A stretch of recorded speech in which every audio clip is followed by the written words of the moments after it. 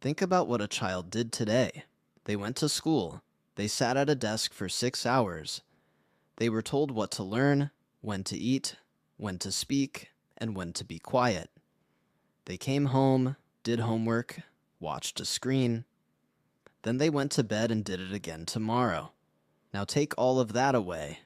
No school, no desks, no curriculum, no homework, no adults telling a child what they needed to become. For 99% of human history, that system didn't exist. So what did ancient children actually do all day? The answer isn't what archaeologists assumed. And when researchers finally started looking at the evidence, really looking, they found something that made them question everything we think we know about childhood, learning, and what children are actually built for. For most of the 20th century, archaeologists largely ignored children. Not intentionally. It's just that children leave almost no trace.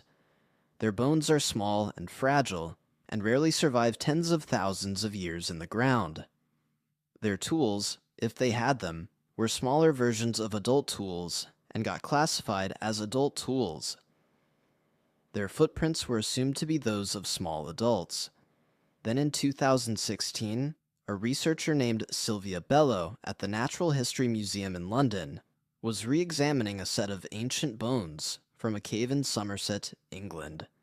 Bones that had been sitting in a museum drawer since 1903. She noticed something that everyone before her had missed: the cut marks. On the bones of a 3-year-old child, 14,000 years old, were deliberate cut marks. The same marks made when flesh is removed from bone with a stone tool. The child had been defleshed after death. Their bones had then been used to make tools, specifically a cup. Researchers were shocked. But Bello pointed out something that reframed the entire discovery. This wasn't violence. This wasn't disposal. This was ceremony. The same cuts appeared on adult bones at the same site. The child had received exactly the same treatment as the adults. In death, there was no distinction. The child was a full member of the group, which meant that in life, they probably were too. In 2023, anthropologist David Lancy at Utah State University published a summary of 40 years of research into childhood across hunter-gatherer societies. His conclusion overturned almost everything the modern world assumes about children. Ancient children didn't play. They worked.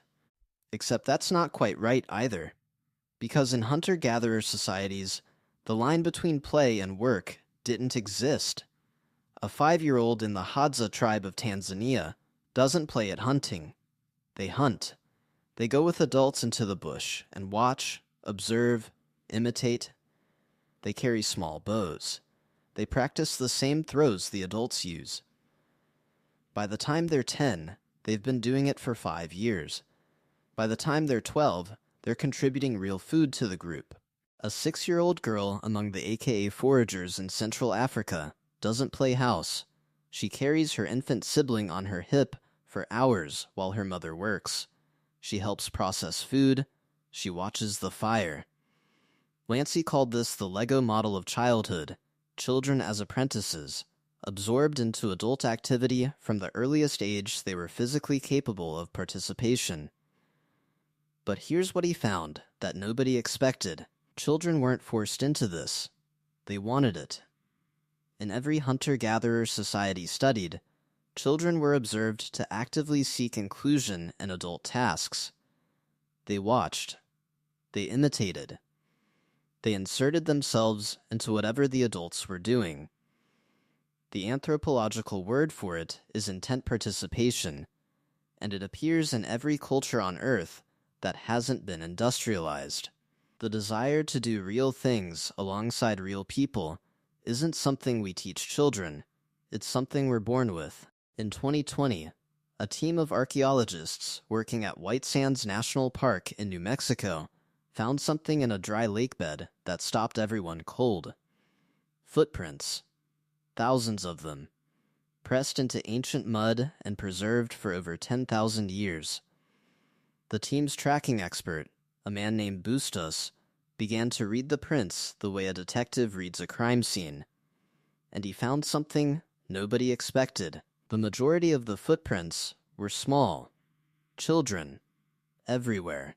Running, sliding, playing, circling back on themselves. One set of tracks showed a child running at full speed, then abruptly stopping. Then, the prints of an adult appearing beside them. Then, both sets of prints walking together in the same direction.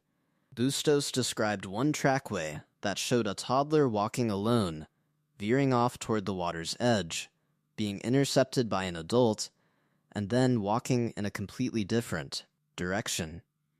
10,000 years old, and completely recognizable to any parent who has ever taken a toddler to a park. But other footprints told a different story. Children's prints leading to a mammoth carcass, overlapping with adult prints around the same site. Small handprints in the mud alongside large ones. They weren't just playing, they were working the carcass alongside adults. Children as young as 5 or 6, based on the size of the prints, processing a mammoth, not because they were forced to, because that's what was happening. And they were there. In 1943, a psychologist named Abraham Maslow published a paper proposing a hierarchy of human needs. At the base, food, water, shelter, safety, then belonging, then esteem. At the top, self-actualization, the need to do meaningful things, to contribute, to become. Maslow thought self-actualization was rare, something most people never reached. What the research on ancient childhood suggests is that he had it backwards. Ancient children didn't spend years being taught things before being allowed to participate in life. They participated in life from the beginning. They watched real things happen, they tried real things, they contributed real things. The learning and the doing were the same activity.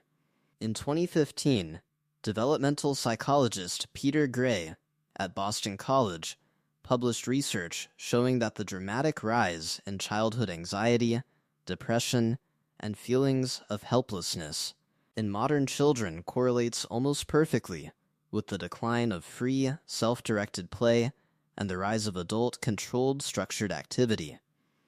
Children who are never allowed to do real things, who spend their days being taught rather than doing, develop a particular kind of helplessness, a sense that their actions don't matter, that real life is somewhere in the future, after enough preparation.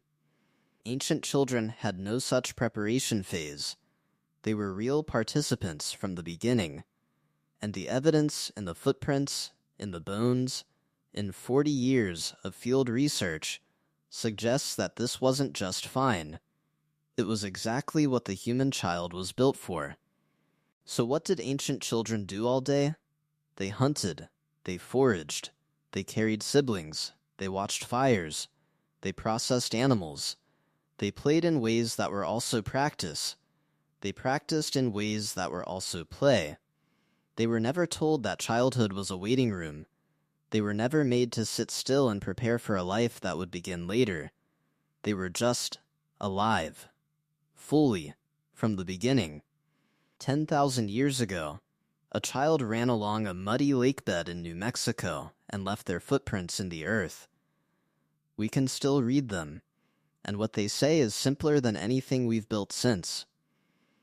I was here. I was part of this. I was real.